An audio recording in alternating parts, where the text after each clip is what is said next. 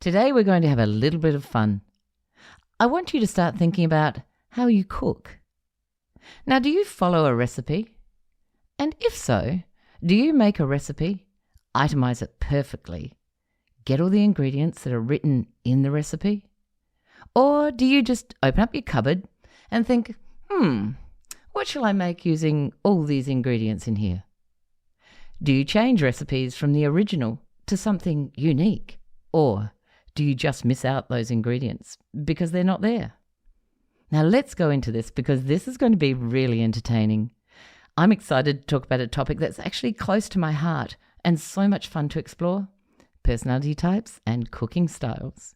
Now, because we can't discuss all 16 personality types, we're going to look at 2 sets of type, each set with very similar but distinct differences. When it comes to cooking, it seems to me when talking to people about their cooking styles that the sensing, the detailed, concrete side, and the intuitive, the big picture side, and the perceiving, which is the flexible, and the judging, structured, these are the preferences that have the greatest impact on our cooking. Now, my daughter and I will represent with pride 2 different personality types and our creative chaos in the kitchen. I'm an ESFP and she's an ESTP. Now, despite that slight difference in thinking and feeling, the pair of us, when we're in the kitchen, you've got a kitchen that is actually full of energy, fun, and spontaneity. We might be a bit different, but when it comes to cooking, we are definitely on the same page. But that's not all. I won't just be focusing on the sensing, perceiving types today. I'm also going to explore the world of sensing and intuition and judging types as well. I'll be illustrating the wonderful skill set that my friends, one an ISTJ, known for their meticulous and organised nature, with the ENTJ friend, an innovator and an analytical thinker, and we'll see what they bring to the kitchen and put on the table. So have your personality thinking caps on and see if you can relate to any of these types' cooking styles, or if you know someone who is like them. Trust me, you don't want to miss out on this flavourful adventure. So grab your aprons and let's get cooking. I mean, talking. I'm Kate Mason, and welcome to Parenting and Personalities. This is the podcast that connects you to the ones you care about the most.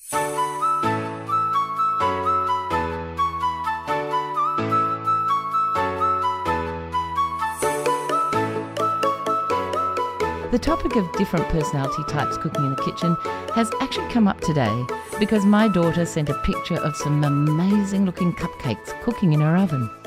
She sent it on a text to several people, and the comments were, "Oh my goodness, that looks amazing. Fantastic, I can hardly wait to get to taste one of those when they come out." And then we get the next photo, which is these deflated cakes that are falling all over the edge of the cupcake container. Such a different shot from the previous one. Then we get the photo of her fiancé manfully trying to eat one of them, which is really good of him because they actually looked really disgusting, and apparently they tasted that way too. So I rang her up and I said, "Hey, listen, great effort with the cakes. Can you tell me where you went wrong? Because they were looking so good while they were cooking." And she says, "Yeah, I guess so." She said, I didn't put any butter in them." "Oh, okay," was my response. "Did the recipe ask for butter?" She said, yeah, well, it did, but I figured that much butter really isn't good for me, so I thought I'd just make them without butter." And I said to her, "Did you replace it with anything else?" No. I didn't think that butter would be that important." And she said, "But obviously cakes do need butter." Now, I just killed myself laughing because she is so like me. Now, neither of us are perfectionists. We don't really care that much about our failures in most aspects of life, and we're usually pretty happy to laugh along with others at our mistakes. Now, this also applies to our cooking. We figure we're well balanced enough to know that there are plenty of other things that we're really good at. I won't list those now, though. Back to the cooking saga. What I find amazing is I've never actually taught Cassie to cook because I don't really love cooking, and neither does she. Because I think that we think there are a lot more fun things to do than slaving over a hot cooktop. Like every good parent would like to profess. Okay, I did try, but don't get me wrong, I didn't try that hard. This example of her failed cupcakes got me thinking how similar we were in our innate attitudes towards cooking and the kitchen. I thought it would be really amusing and fun today to look at how I cook and how much of the time this can be based on my personality type. Now, I understand there are actually going to be some people out there that are just magnificent cooks, no matter what personality they are. And there are going to be some really bad cooks, no matter what personality. However, there are some personality traits and behaviours that are really similar in different MBTI types. I'm going to be looking at 4 personality types today: ESTP and ESFP, both of them extroverted and sensing, difference in thinking and feeling, and perceiving types, relaxed and flexible. And then I'm going to look at the ISTJ and the ENTJ. The sensing and perceiving personalities, ESTP and ESFP, are more prone to improvisation, and they rarely follow recipes strictly. They'll substitute ingredients, overlook details such as specific measurements, and their efforts sometimes lead to overcooking or undercooking. The sensing judging personalities, the ISTJ in particular, are detail-orientated, methodical, and they value precision. They follow the recipe, measure accurately, and prefer traditional cooking methods. Their kitchen is well organised and the results are predictably well cooked. The ENTJ is strategic and analytical. They see cooking as a puzzle to solve. They're willing to experiment with new techniques and complex dishes. They may analyse and modify the recipe to optimise the process or to innovate. Their results can be creative, and it might include unconventional or deconstructed elements. Let's dig in. The first 2 types we'll talk about today are my daughter Cassie, ESTP, and myself, ESFP. These are both energetic, spontaneous, action-orientated personalities, and that is us.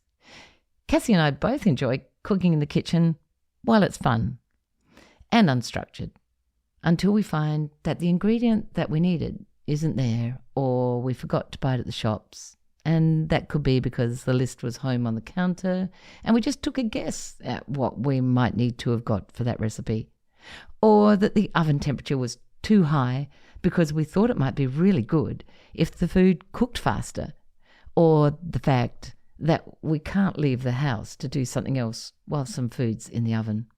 Now, we're also both really prone to act on impulse rather than follow a strict plan. So what might happen with our cooking is we might actually suddenly decide that we're going to cook something right here and now. And we don't even think about what ingredients we might need. So we might start preparing and get halfway through and then open up a cupboard and find that the ingredients aren't actually in there like we thought they were. So what we do is we don't think, I'll race to the shop and buy them.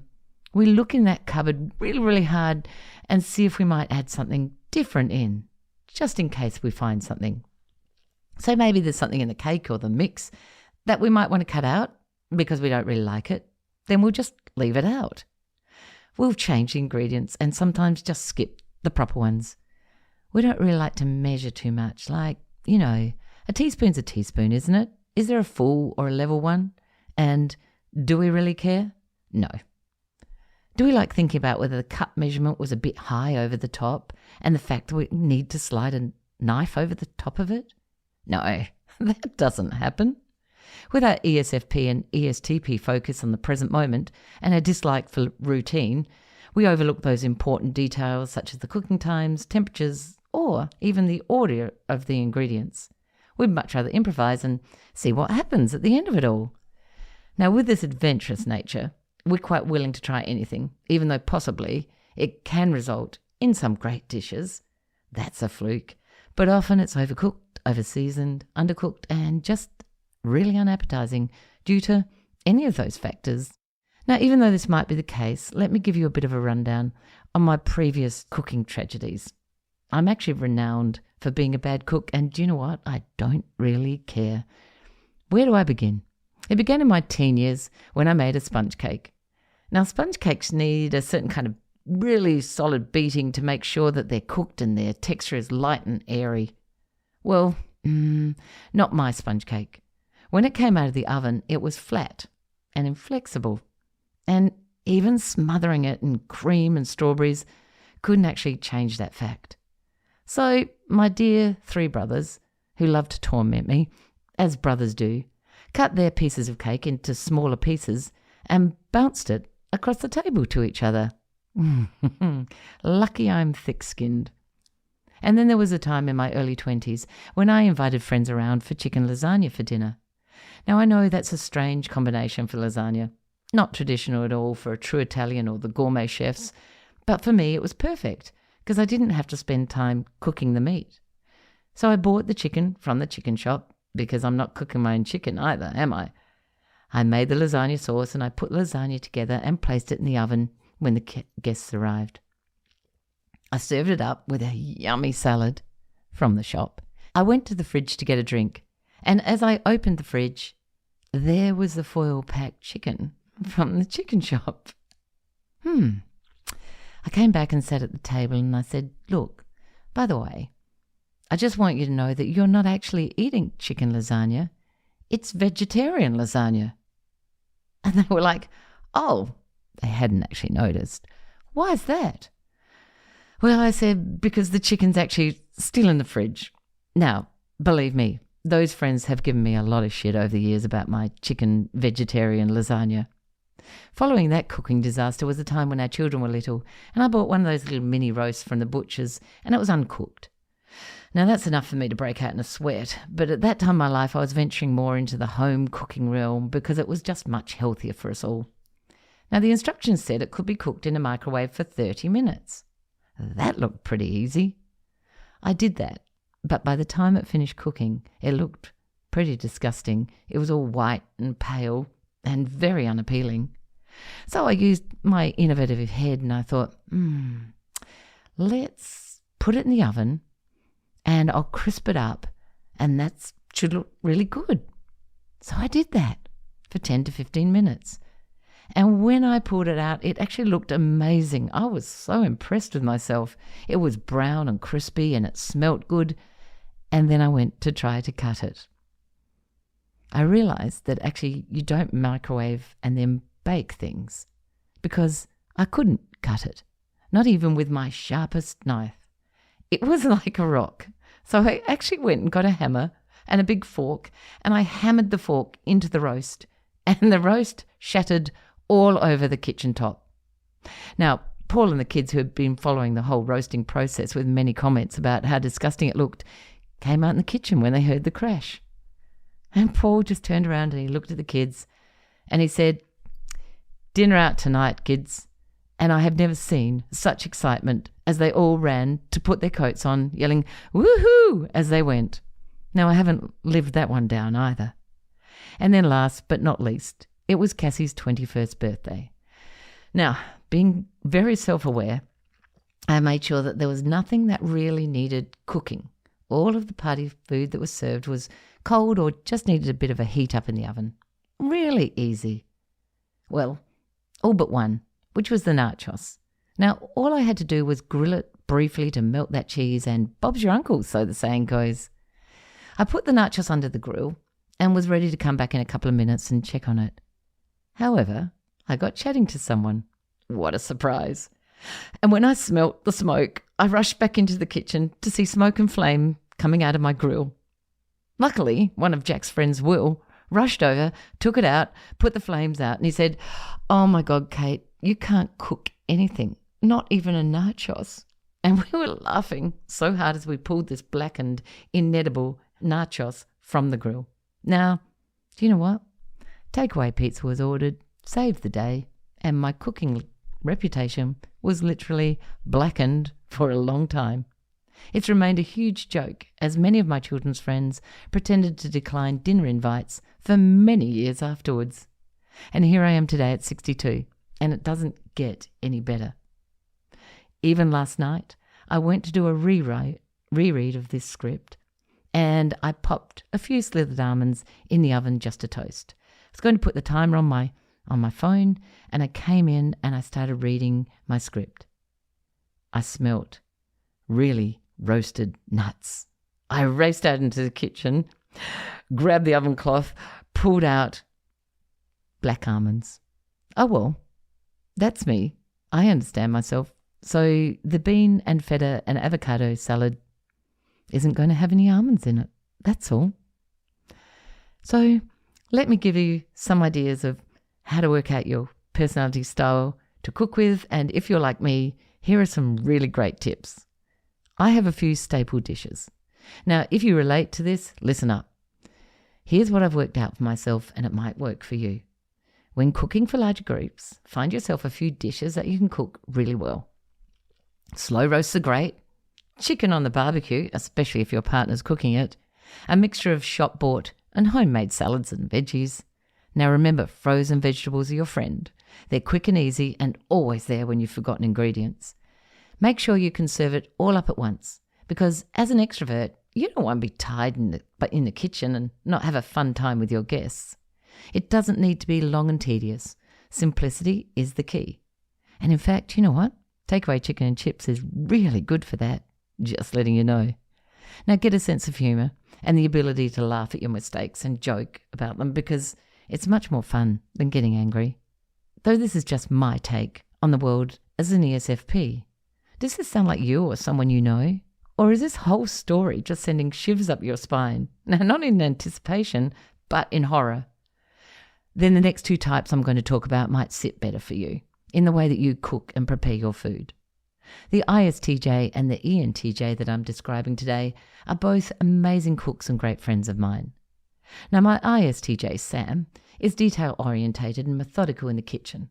He likes to follow recipes step by step and make sure there's accuracy and precision in measurements and timing. He values traditional ways of cooking.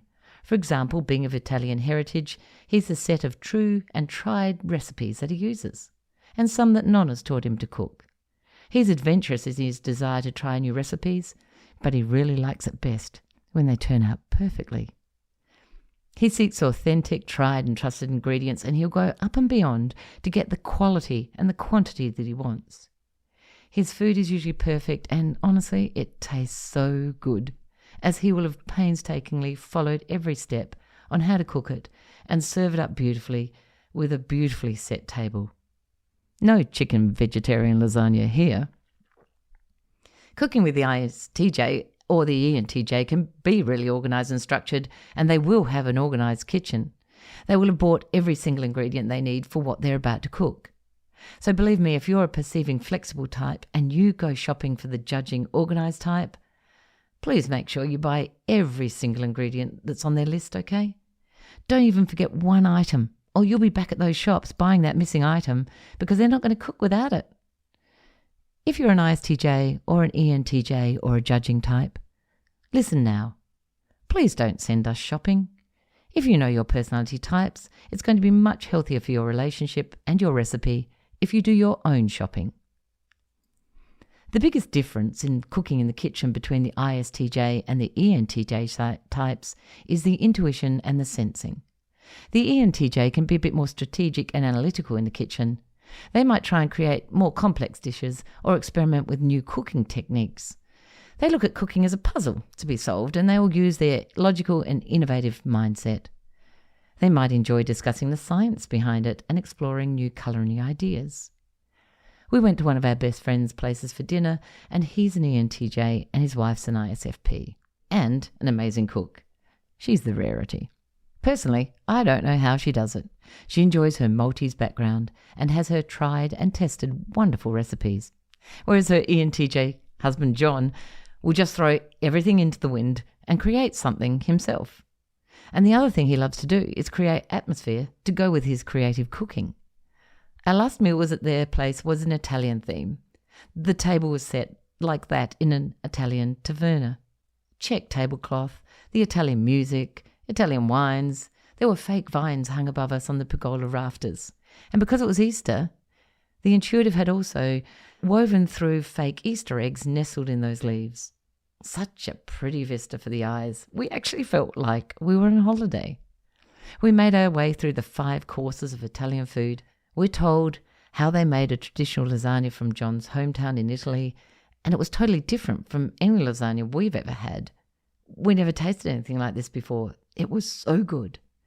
And then when it came to dessert, Mandy made her traditional speciality, an amazing sticky date pudding with sauce, whereas John created his own dessert that night. It was a tiramisu, but it was with the ingredients deconstructed, as is the latest in the restaurant industry, because that's what they now can call a dessert, where they don't put the ingredients in the traditional order. So it had the crust crumbs on top. The tiramisu part was underneath, was actually made with limoncello, just to be different from tiramisu. The crumbs were made from a biscuit that he liked, not the one in the recipe, and he had created a nest made of white chocolate and noodles, which held several mini Easter eggs in to go on top. His creativity was remarkable. He'd put an intuitive spin on a traditional meal and made it an adventure. Does this sound like you? How do you like to cook? What kinds of things do you like to cook? Is your cooking always great, or do you make a few mistakes? But also, are you upset by those mistakes, or do you just push them aside and not worry? Are you a list maker and shop precisely to your list? Do you like to be really organized and prepared when you cook? Or do you throw something different in and create a new experience for you and your family and friends? As you can see, people cook really differently. Now, if you understand people's different personality styles and their natural preferences, then you're going to give some of us, who don't always get it right, a bit of a break, I hope. The ESTP and the ESFP, Cass and I, we have fun cooking adventures as we go into that kitchen with the zest for life, and we expect some fun twists and possible mistakes that turn our cooking into adventures. We're the ultimate improvisers. We might forget an ingredient here and there or experiment with some really crazy food combinations. Just expect that our food's going to be full of lots of surprises, possibly really bad tasting, and lots of laughs. And you may need to order in takeaway after we've cooked. On the flip side, we've got the meticulous Sam. Precision is his middle name. STs follow recipes to a T, measuring each ingredient with laser-focused accuracy. His kitchen's a well-oiled machine, and everything is in its place and everything is carefully planned. And then we have John, the ENTJ, who brings a strategic and innovative approach into the kitchen. He loves to analyse those recipes, optimise processes, and create masterpieces with just a dash of genius. Expect unconventional methods and mind-blowing dishes when he cooks. There's a unique flavour and joy in each cooking style. Let's celebrate the delicious diversity of personality and culinary creativity, because that's what understanding personalities does. It stops your judgment, or it makes you hold it back. Mealtimes are actually all about friends and family. If we can all share a meal together with love and laughter, then life's looking pretty good. Thanks for listening to Parenting and Personalities. If you enjoyed this episode, we'd love it if you'd leave a rating and a review that would help others learn about this podcast. If you're interested in discovering more about you and your family's personality types, you'll find my book, Who Is This Monster or Treasure in My House, on Booktopia or Amazon. If you have an episode idea, please send a note to thepersonalitycoach@gmail.com. Many thanks to our producers at Stories and Strategies, and we'll see you next time.